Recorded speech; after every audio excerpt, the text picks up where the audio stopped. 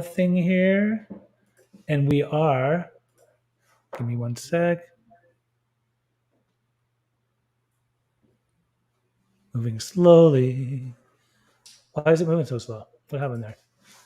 We're live already, but okay, hold on a sec. Let Yeah. me real quick try to do a little something, something. Okay, good. This is what I wanted to do.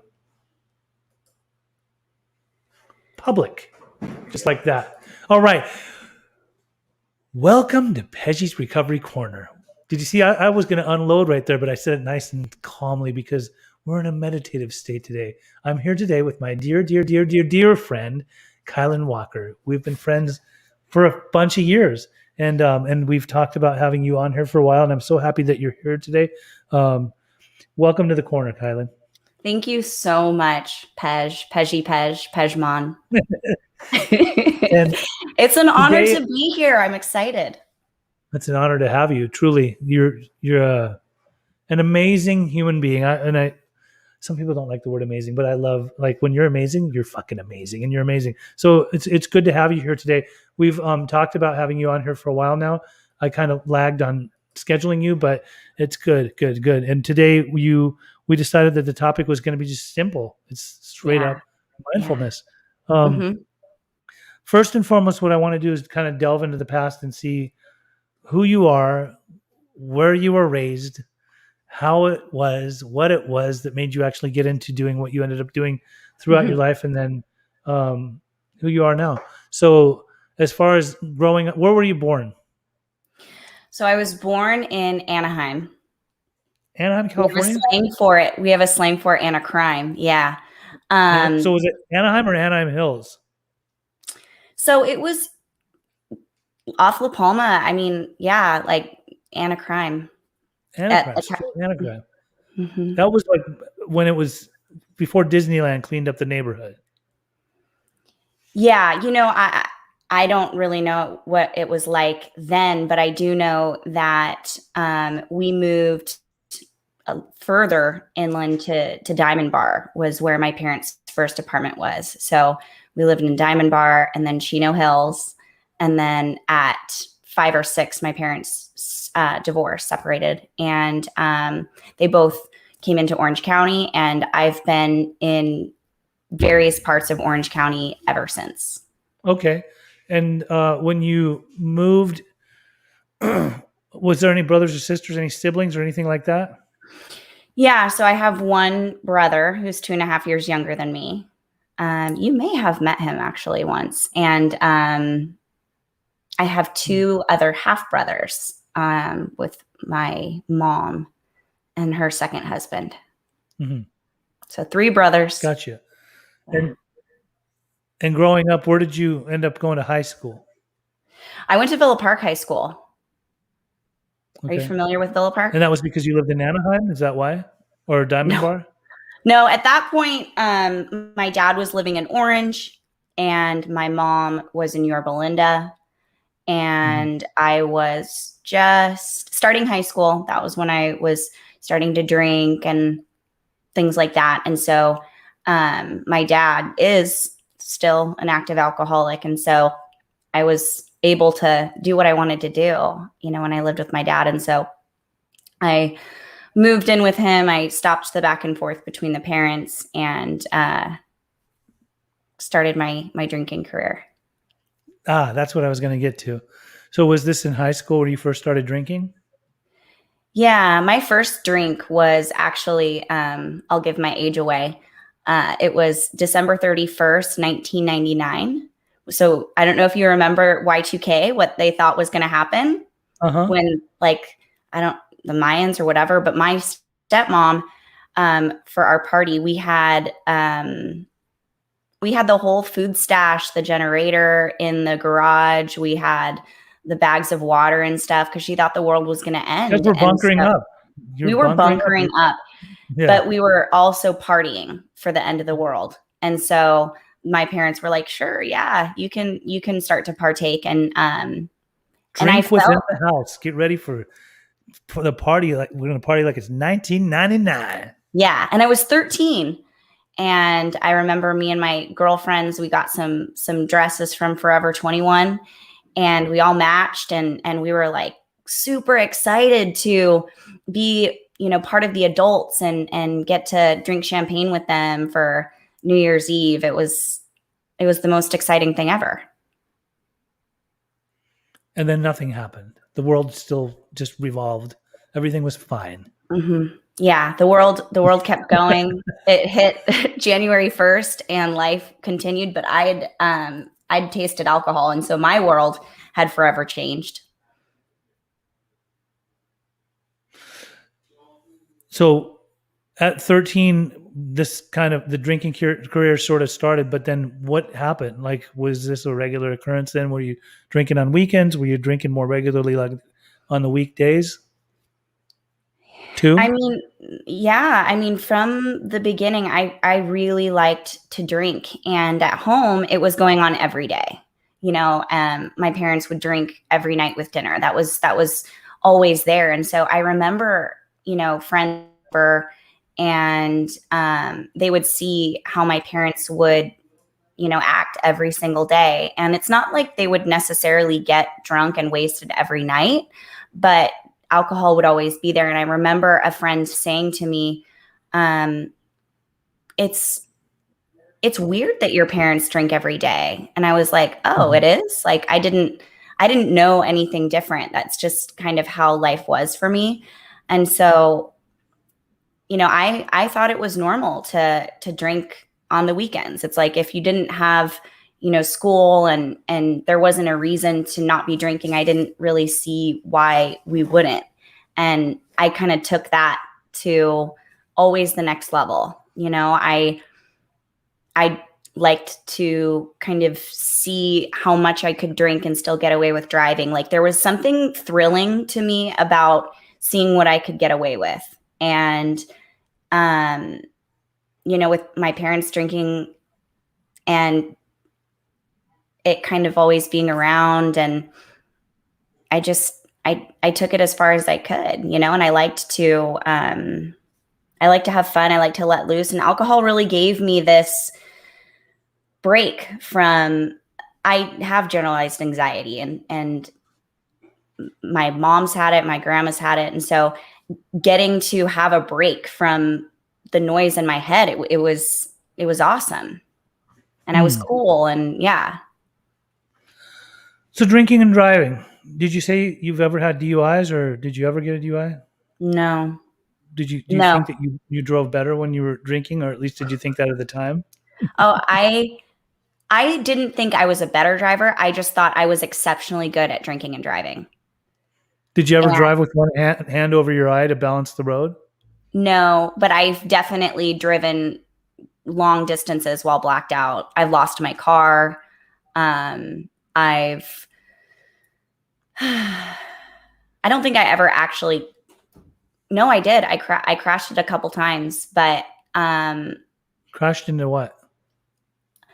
I was I was driving to therapy once with open container, and I hit a mom with her two kids in the car, and it wasn't a serious accident. It was just like a little bump, but somehow I don't know how I managed to do it, but I always managed to leave before cops were called. I think I had like this, soothing reassurance, and I exchanged information, and I stayed relatively calm and assured that the situation was fine, and then, went on my way. But I remember at the time, like being really terrified and like trying to shove the empty, at that time I was drinking boxes of wine. And so like trying to shove the boxes like under the seats of my car because I was really worried about, getting caught. But no, I never did end You up. never got caught. Mm-mm. No, I drank for 16 years, and I was driving for 13 of those. And yeah, no, I never got caught. It's amazing. Quite amazing. Mhm. So when did alcohol actually really become a problem for you in your life? Um, I think I started to realize that it was a problem for me when I was in my early to mid 20s, and I realized that I wasn't able to go a night without it. Like I would say to myself that I wanted to just not drink every day. You know, it was getting expensive, and I didn't like this feeling like something else had like a grip on me. And I wanted to just be able to not drink sometimes because it seemed like other people could do that, you know? And then somehow I would always manage to, I believed at the time, I would convince myself that I didn't really want to take a break from drinking, and that nah, it's okay if I don't. And I'm just going to go ahead and keep drinking tonight anyway. But kind of having that back and forth where I would change my mind, and also recognizing I'm not able to go a day without drinking was where I started to think that maybe there was something unusual about my drinking. And from there, you know, the more I got this anxiety about wanting to like have a day off drinking or not drink as much, it seemed the more my drinking would accelerate. And then I'm bringing it to work. I'm drinking while driving in the car because I couldn't even wait till I got home. You know, like I needed to start drinking as soon as I got in the car. And I would be driving and I would be like drinking and looking around and wondering like, could someone call the cops on me? Like I'd probably drive off faster than they'd be able to catch up to me, and just like having these conversations, but feeling very much at the time like I am in so much trouble with being completely gripped by alcohol and needing to drink it so rapidly and so impulsively and so quickly, and not being able to kind of postpone that time from when I'm starting to think about it to the time that I'm actually drinking. Like it had to be like immediate. You know, there was nothing I could do to kind of create some space between myself and that compulsive need to drink. And it was really freaky, you know, it was really freaky. Any drugs ever? You know, I tried smoking weed. I didn't really like it that much. And by the time I started to get, you know, towards college age and experimental, my brother was already hooked on prescription pills. And he was buying off of Craigslist. And he was actually, there's a story of him. He wrote a book about it too. He disguised himself as an FDA agent, and he got a clipboard and started walking around to old folks' homes, and he would knock on their door and say that the FDA was doing a recycling program and that people could dispose for free of their old pharmaceuticals, and that they would clear them away. And No way. Yeah. That is some creative shit. Yeah. Oh my God. Isn't that amazing? It's brilliant. And he's like dope sick at the time, sweating. Like, I mean, you know, dope sick and disguised as an FDA agent, and getting what he's getting is dope. Free. Because you know, lots of them old folks be having plenty of leftover stuff. Yeah. This is amazing. Yeah. Wow. And so my brother, I gotta give him props. Like that. That's I know. Amazing. Yeah. Yeah. So like my brother's obviously getting into this like weird stuff. So along with that creativity, on the other side is an equal amount of insanity, you know? And so I was watching my brother go down that path with drugs, and I was like, yeah, you don't want to do the drugs. Like you didn't. Yeah. Like I remember I got prescribed some pills, Percocet and other stuff, you know, for like surgeries or whatever. And I remember really liking the feeling, and I knew already how addicted I was to alcohol. And so I didn't want to kind of add more insult to injury. You know, meanwhile, I've, you know, shared with you that I've suffered with, or I've had eating disorders, bulimia and anorexia ever since I was, you know, I can't even remember ever having like a truly normal relationship with food that wasn't like managed by spirituality in my recovery. But that was going on. The alcoholism was going on, and so I didn't really get into the drug thing. My brother, it was heroin, and he's 5.5 years clean now. But yeah, watching that whole situation kind of spared me of going down the drug route. That makes me happy to hear that he's sober, Mm-hmm. clean, if you Mm-hmm. will. Yeah. Okay, so it's good that you brought up the eating disorder part. You said you've been doing that for a long time. Obviously, with alcoholism kind of taking its form at a very young age. I mean, in your early adolescence, you mentioned, when did the eating disorder take place? Like, when did that first start, and how did it start? Do you remember? So, eating disorders are a little bit different because, there isn't really a clear black and white. We all have to eat. We have to eat to live. For me, the eating gets disordered when I'm starting to eat for reasons other than to nourish my body. So, when I started trying to control my food or trying to control my body size, that was not until after some sexual abuse at 16. And Mm-hmm. that for me actually is way more addictive than the drinking ever was. I think one of the reasons I, it, tried to enjoy drinking alcohol as much as I was is it kind of distracted me from this nonstop self-loathing about my body, about my weight, about trying to play this control game with food that was absolutely incessant and relentless. So, do you think that you were, as far as the eating disorder was going, were you purging? Is that what you were doing, Mm-hmm. or were you Yeah, I making? was restricting and binging and purging. There's a spectrum, and I fell at one point on every part of that spectrum, exercise, all of it. Yeah. All of it. So the exercise was like intensive to the point of anorexia. Is that what was happening? Yeah. So exercise is actually sometimes used as a form of purging. Uh-huh. And, eating disorders have now all these different subclassifications where there's anorexia, that's purely the restrictive type. And then there's anorexia with binging and purging. There's bulimia nervosa. And so there's kind of different categories of the disease. But really, for me, there was always compensatory behaviors to go along with overeating.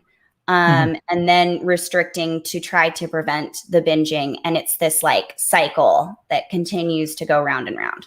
Do you think that, because you said that it was more addictive, the eating disorder, than the actual alcoholism?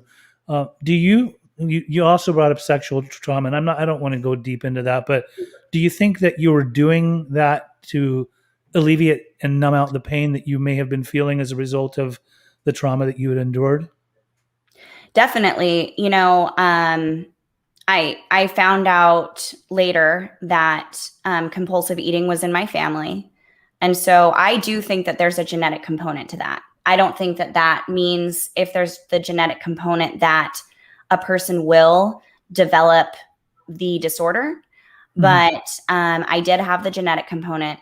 Plus there were some psychological factors, that went into it, and then the social stuff that went on. It was like kind of everything came together to like have this petri dish breeding ground Mhm. for the behaviors to really start. And I think for me, what the trauma essentially taught me was that my body is in a safe place to be.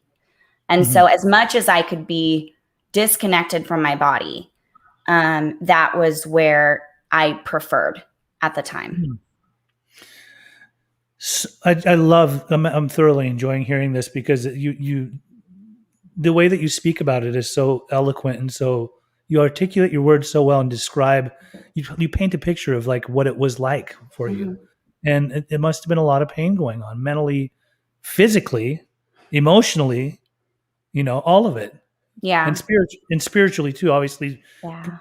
there's just like spiritual bankruptcy going on within. Like, how can you even be a whole human being? Hence the anxiety that you said you were often having so much of. And I believe that that happens a lot. I see a lot of people that come into the treatment space that have eating disorders, if you will, but not always as a primary. Sometimes there's other addictions that they've taken on in their life, but you knew like it may have stemmed from that. Like the alcoholism or addiction might have been something that happened more down the line, but the onset was definitely, some kind of disorders such as eating disorders. But and there's a lot often there's sexual trauma that's attached to it, obviously, too. There's a lot of people in the recovery space that we know and see that if you walk into a room, you never really know how much of them have had that trauma. So we have to always remember that people are carrying a lot of pain around that they often want to take to the grave with them. And so a lot of their behaviors and actions are probably happening as a result of certain things that they've gone through throughout their past that now they're either not reliving it, but often like re-encountering or creating new encounters for themselves that they just behave a certain way. It's behavioral. It's like it's an issue. And if that stuff doesn't get addressed, then how can you really be whole? So at what age did you actually decide I want to get help for it all, for everything? Ooh, that decision was made for me. How's that? You know, I remember I was in college and I lost a significant amount of weight in that phase of the eating disorder and drinking. And my parents told me that it was treatment and help, or stop going to college, like just like forget it because you're going to kill yourself. Like the insanity, the unmanageability of my life was so apparent. So I went for a short time into a treatment program. At that point, I was 19. And was it for eating disorders or for something else? It was for eating disorders. My alcoholism hadn't quite gotten to that daily drinking point yet. But I wasn't ready.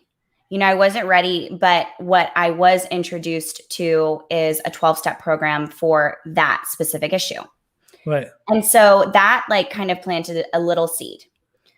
Fast forward a few years and there was this convergence between the drinking, the eating disorder, and I was unable to work. I just couldn't hold it all together. And I remember quitting my job. And at the time, I was certain that it was everyone else's fault, that I was the way that I was. And I would sit at home with all my goodies of whatever kind, and I would watch the Kardashians, and I would kind of use that to feel like, okay, well, they're different. I'm different. We're all different. And, it's cool. And, so what happened was, I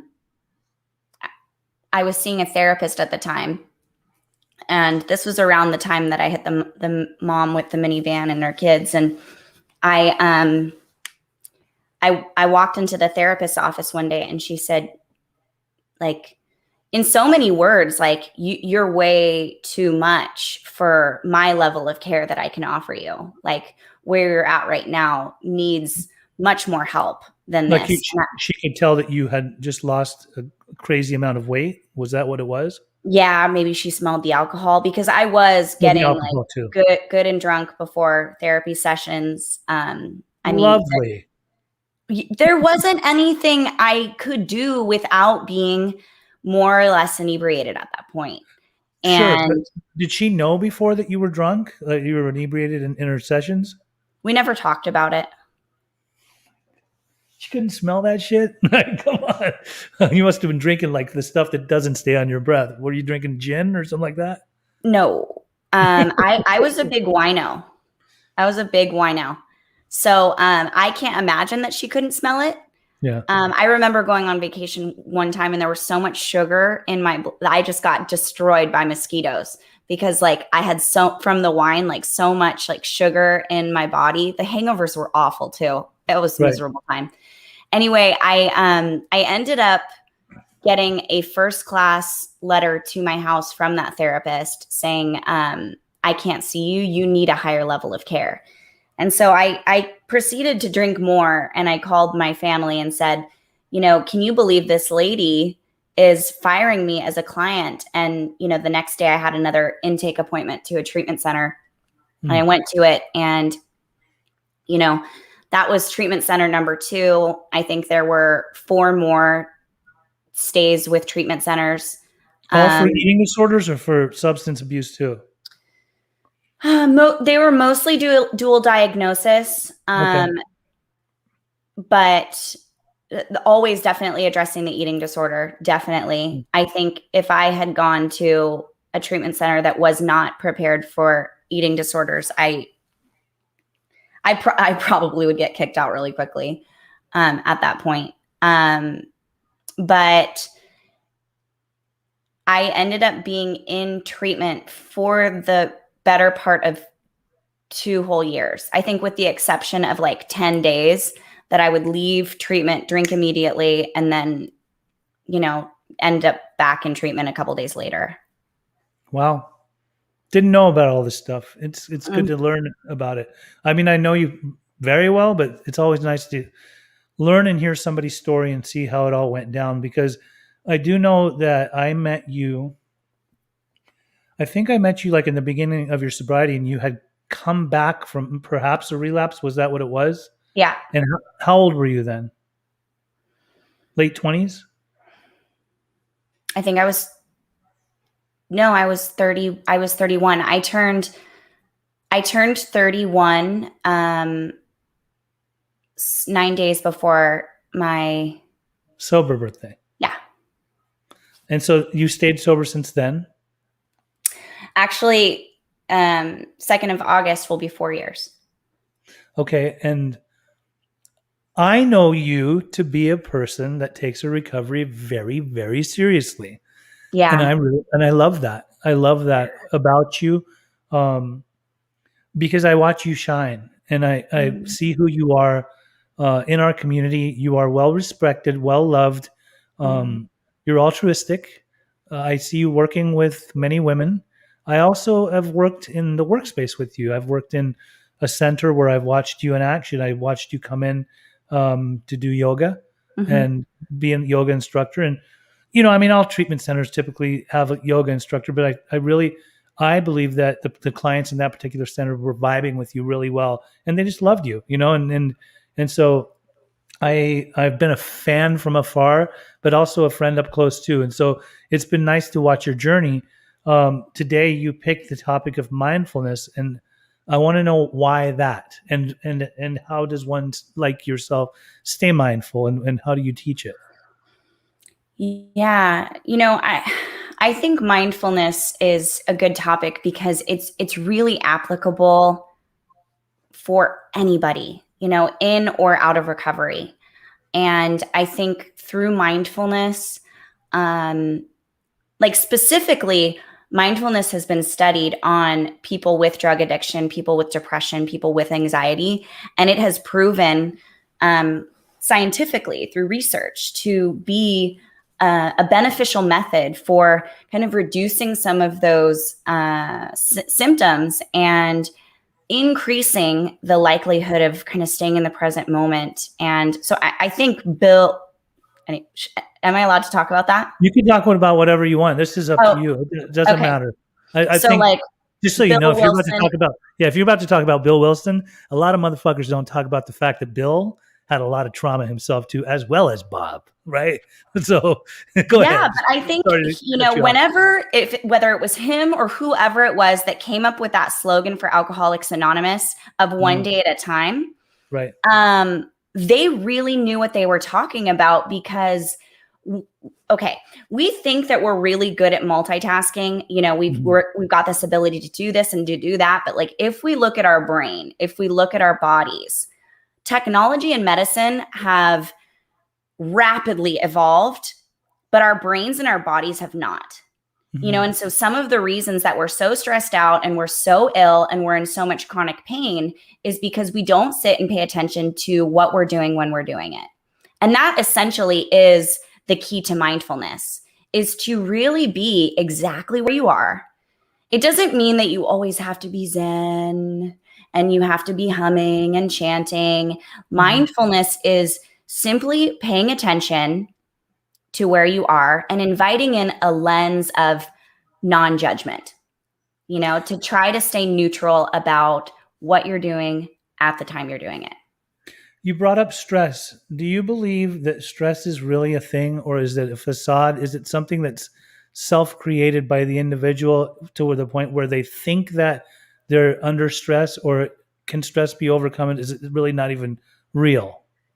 I know it sounds, when I say that, I know it sounds like, come on, what is he talking about? But truth of the matter is, like, most of the stress that I feel that I've encountered in my life is usually self-imposed. Like, it's stuff Mm-hmm. that I've done or put myself in a position to where I think I can't handle a situation, and so I start freaking out, and I'm worried about the future and the fear of the unknown and like what's going to happen, and then all of a sudden the anxiety kicks in, and then once I want to like land, I go into this full-on depressive mode, and it's because I'm stuck in the past because I don't want to go through feeling all the stuff that I've gone through in the past. So I'm totally shortchanging myself of that present moment, and I believe that if we are centered in the moment, then stress is nothing but a figment of my imagination. Just it's totally self-imposed. Do you believe it's real?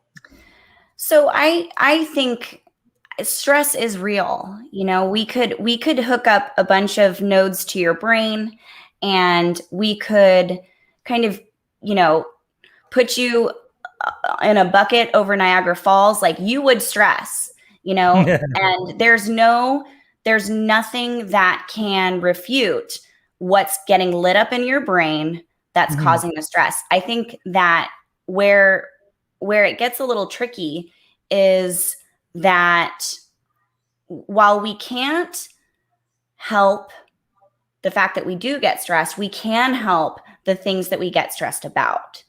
So the Mm. way that we kind of lessen the amount of stress we incur is, you know, by addressing, like you said, you know, not thinking about a million things at once, morbid reflection about the past, not jumping into the future and trying to guess and analyze and prepare for all the Mhm. things that we have upcoming.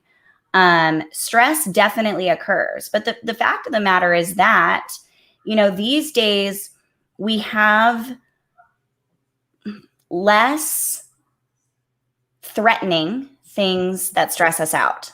For example, cavemen had to protect their shelters and their families from like real predators. Mhm. We stress out when we see an ex on, Instagram. You know what I Mm. mean? So like the threats are different, but the amount of brain activity is the same. Mm. So true. So Mhm. true. So bringing it back to mindfulness, if one is mindful, and I'm not just talking like just zen the fuck out like you had mentioned, but I'm talking like just mindful of certain things. It means that when stress does show itself, Mhm. you can process it through being mindful, correct? Yes, and we talk about mindfulness as a practice because we do. We have to practice it. Just like David Goggins didn't become the athlete he was like from day Mhm. one. He started from somewhere. We have to practice it. And the more we practice it, the more it's familiar to us and the more connected we are to more of our inherent truth. Mm. There's so much that is going on around us all the time that we can identify with if we let ourselves, or we can kind of get into the perception of this is stressful. And when we simply pay attention to what we're doing when we're doing it, Mhm. because the mind and the body are connected, but the body gets confused when we start to think about things that are going on in the past because it's Mm. not there with us anymore. And Right. when trying to prepare for the future, we get tension because it's not right in front of us. It's something we're creating in our imagination. And so when the mind and the body can be connected in the present moment, there's less of that tension accumulating, or being re-remembered. So you I was just thinking about, like, there was a time that there was this house I had at one time. It was a sober living, if you will. I was a house manager. It was connected to a treatment center. It was in Newport Beach, and these guys would come back from their group. There was a mindfulness group that they had. They would bring their mindfulness packets back to the house. They would sit down in the living room. I'd say, we got to have a house meeting. This place is a mess. There's a bunch of stuff in the sink. There's, like, you didn't sweep, nobody did their chores, this, that, and the other. Let's all sit down and talk about this. And I gave them this big spiel about being mindful, and the fact that if you just pay attention to stuff and don't just run out the door and you remember, you take a look back and see what you may have forgotten and what you got to pay attention to. Like, we got to make sure that this house is in order. And the most amazing thing is, after that whole soapbox presentation of talking to these guys, about 20 minutes after, they all went down to the beach, because we lived on the beach. I look, and I'm like thinking, look at all their mindfulness packets were left behind. They didn't even hear a word I said. Like, they're not mindful. And I think about, like, before we started the presentation, you said to me, I want to give props to your mom for always saying please and thank you, right? I believe that when I pay attention to my words and the way that I say things, it's not what I'm saying, it's how I'm saying it. It's not if I'm making a demand of somebody, then they feel intimidated, or they feel like they're being talked down to. But if I ask someone, can you please, like, not do that? Thank you very much. Something like that along those lines. And I'm just kind of going through the motions of, like, what I'm trying to say. But when you attach a please or a thank you that's genuine and it's meaningful, and, like, you say it like you mean it, rather than just say it to be a smartass or to be condescending or something like that. If you say it, like, in a way where you really mean it, then I'm paying attention to that. And I'm not saying that I'm mindful of everything I do. There's a lot of times where I will forget certain things, like when it comes to diet. I'm not mindful of the way I'm eating. I'm not mindful of the way I'm taking care of my body or exercising. I think to myself, I want to go to yoga. I haven't been to yoga in months, even with like everything opening up. And I know I need to do that. Oh, my back hurts, but I'm not being mindful of how my body's connected to my mind and to my spirit, because I'm not really paying attention. So I love that we were talking about this today, and I want to know, what do you do to help people become more mindful? Like, what is it, a practice that you do? Is it through yoga, or do you actually do, like, mindful meditation type groups? Tell me. So a little bit of all of it. Please tell me. So, some friends I have, are noticing that they have herniation of discs. They're feeling sciatica pain, because life has brought them into a place where they have to sit and work from home and then be at home. And to me, like, everything essentially comes back to mindfulness. How I teach it in recovery is I teach it as a coping skill. Like, when I got sober, life was absolutely overwhelming, and I needed whatever I could find and connect to that was going to help me to cope with life and figure out a way to soothe this, like, terrifying world I had woken up to. And so, it really depends on the audience. And what I try to do is I try to bring mindfulness into each situation that I'm in a way that's appropriate. Like, put me in a room with a bunch of stress. The stress is real. So I think about those with the disc herniation. What a great opportunity to learn to become mindful. Pain is presenting in a way that it's impossible to not pay attention to the present moment, because you have something right here, right now, that needs your attention.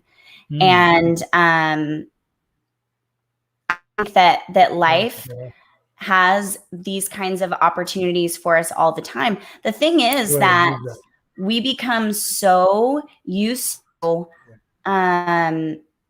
taking for granted like how beautiful a flower is and how good it smells, and so when they say stop and smell the roses, it's really true that like, It's not just a saying. It's like really pay attention to that, the way you're smelling it. yeah. And so mindfulness comes into play in really any situation where stress is involved, morbid self-reflection, anxiety, freaking out about the future. So yeah, it's a lot of different ways, but I don't, approach each situation with this lens of like, okay, the answer is meditation, because I don't think that mindfulness has to be strictly meditative experience in the way that we know it, of like sitting down, being quiet, closing our eyes, listening to our breath. I think that mindfulness is really about giving your brain and your body the chance to sync up so you can address what is right here and right now. A lot of times in kind of my closing meditations for yoga classes, I'll talk about how, when we're thinking about the past, like really our memories are only alive in our imagination, and the same is with looking into the future. When I'm trying to guess what's going on in the future, it's my creativity, it's my mind that's trying to guess what's going to come before me. I don't really know with certainty what it's going to be. And so the best chance I have at like living and really experiencing the present moment is to be paying attention to what is right here and right now. That's it. That like, yeah. The most important time. Right here, right now. Because we don't really know what's going to happen next. Right. And the question I always get that I find so interesting is like, well, if I just pay attention to right here, right now, how will I, get my vacation planned? And how will I make any money in business? How will I go to work? And, to answer that, I would just say like, okay, sit for a little bit and breathe. Eventually you're going to have to go to the bathroom. Eventually you're going to get thirsty. Eventually you're going to get hungry. Like our bodies, when asked to be still, are not just going to stay still indefinitely. We are creatures who move, we innovate, we breed, we create, that is biologically a need for us just as much as anything else. And so, things will happen, no matter what. But if we pay attention to what we're doing when we're doing it, we have the chance to approach each situation with all the energy that we have, giving it our whole self. Oh, that's deep. It's true. I love it. I love hearing this. And I think a lot of people are getting a lot out of this and can get a lot out of this. This is more of this type of stuff needs to be talked about. If you knew what I've been dealing with lately, I'm telling you, and it's not stuff that I can't really handle or process, but I'm constantly trying to help people that are newer in the recovery process that have so many distractions. Sometimes it's relationships, and they're not really paying attention to like what is good for themselves, but it's that instant like thrill seeking, wanting to feel good, really good. And it can be with a lot of different things. It can be with food. It can be with porn. It can be with sex with somebody, right? Whoever, or just making out or whatever. But it's like, I just wish that we as humans would be able to tap into that sweet spot and be able to pay attention to it and really know that life is a lot more than what we think it should or could have been. It's just so much more when we're actually tapped into something greater than ourselves. And so that brings me to this. We talk about mindfulness. We talk about meditation. A lot of us that go into the recovery path find something outside of ourselves, something like that's a greater power than ourselves. Like, I don't really know where you stand with this. I know where I stand with it. I had to tap into something which I very comfortably call God, and I personally, like what started happening, it didn't happen right away. Like for about the first 5 years of my recovery, it was very hard for me to meditate. I had no problem praying. when it was praying, it was personally just between me and God. It was basically a conversation between me and God, me thanking God, me not asking God for things, but this thanking and praying to God and praying for people and praying for people I don't really care for either too. Just to be like, to have that soundness of mind and that peace, you know what I mean? But when I would meditate, I just had all this chatter going on all the time and I couldn't just quiet my mind.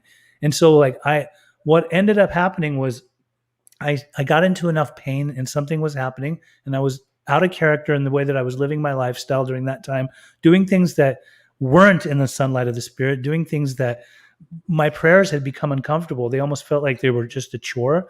And so Mhm. one day I just realized I'm at a point right now where I got to do something, and that falling off point where I said, that's it. I'm going to meditate today. I'm going to attempt to meditate because I don't do enough of this. I don't feel like I practice meditation in my ritual enough. Like I might do it every once in a while, but it's usually empty. But this particular time, what I did was close my eyes and I just went into this deep, like this state of like a trance to the point where I, Mhm.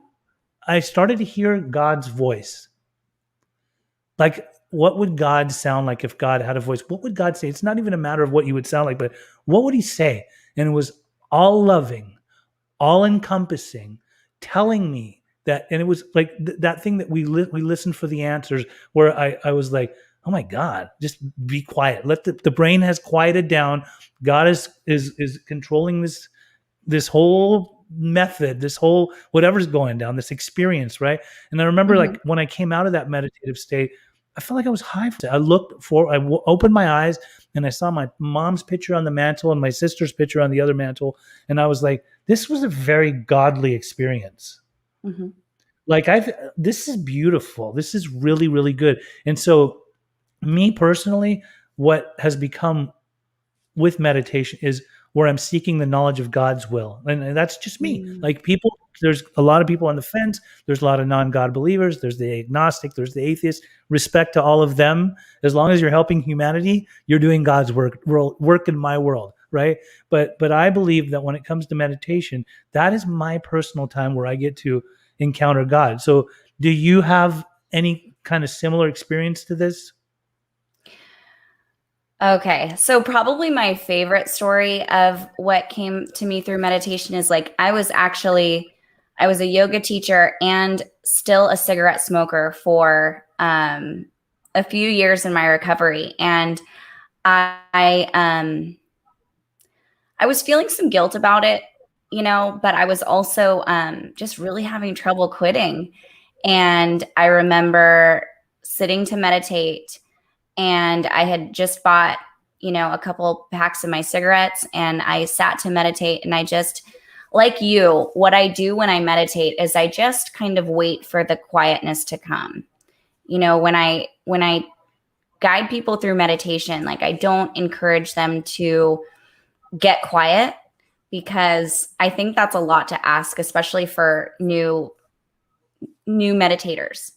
But Mm-hmm. this particular day, I hadn't meditated for a very long time in a little while. And I just laid and listened. And what I heard, um, it's still hard for me to differentiate sometimes between a voice and just a knowing. Do you know what I'm saying? Like Yes. sometimes in my gut, I get this like knowing, but it sounded like a voice this time and it said, you don't need to buy cigarettes anymore, or you won't buy any more cigarettes. And I was like saying to myself, like, what? Like, where did that come from? Like, that's weird. And then I started crying because I knew that the time had come for me to Quit become smoking. willing to let go of Mm. that particular habit. And I waited a little while and sat just with it and let myself kind of process after I came out of the meditation. And then I remember telling my husband, I was like, I think I'm going to stop smoking cigarettes. And he was like, what? And it was like very sudden. But after that, with the exception of a friend dying and, kind of wanting to grab for something, I haven't smoked since. Powerful. Makes me emotional. Mm-hmm. And I like, the way that you put it is like, for me, I pray and I kind of present my requests. It's kind of my way of like feeling like I get to contribute to this co-creation that's going on in my life. But when I meditate, I feel like I get reminded again of what I'm here for and what life is really about, because a lot of the awarenesses that come forward for me in meditation, they don't feel like new information. They feel like my soul is being reminded of things that I've always known. I just haven't been present to, in a while. And as I've meditated, like you were talking about how, your residents were not being mindful and they seemed to hear what you were saying and then went straight to the beach. And it's like, meditation teaches me how to listen because I have to like shut the fuck up for a little while. Yeah. Meditation teaches me that I'm made of the same cells that, anything like a fake flower, like the same type of matter that is in everything is also me. The air that I breathe in, I'm needing from this universe and I'm also giving to it. Like I feel neutralized, like evened, like leveled, right sized through this path of meditation that and mindfulness that I don't get to make demands. I'm no more important. I'm just one of, and who I am and what I have to say and what I think, like I am you, and when we're in this like really connected place, we see these similarities between each other and we connect and we relate and we, find safety and there's so much that happens as a result of being humbled and realizing like you're important, I'm important, and all of this is here because we are. Right. Right. Very well said. Well, this has been fun. This has been really good. I'd be vibing with you for a long time. Like we're very like-minded. It's so nice to be able to have a conversation with somebody who gets it and gets me and I get you. And it's what a pleasure it's been to have you on here today. Is there anything else that you want to say before we sign off and sign out? Oh, I just want to thank you. I guess I just want to thank you for all you do and for how hard you work.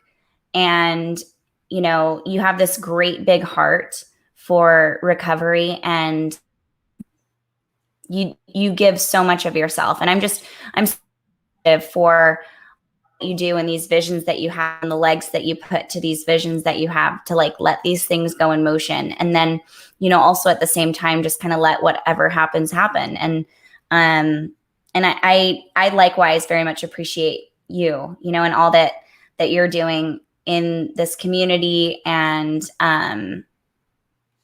it's neat to also meet people who've been lit up with this insatiable desire to help. It's really refreshing. Oh, I love it. Thank you. Thank you so much. Namaste. Have a lovely rest of your day. I'll see you later on tonight. You too. And thanks for Sounds coming to the good. corner. Thank Talk to you later. you. Bye.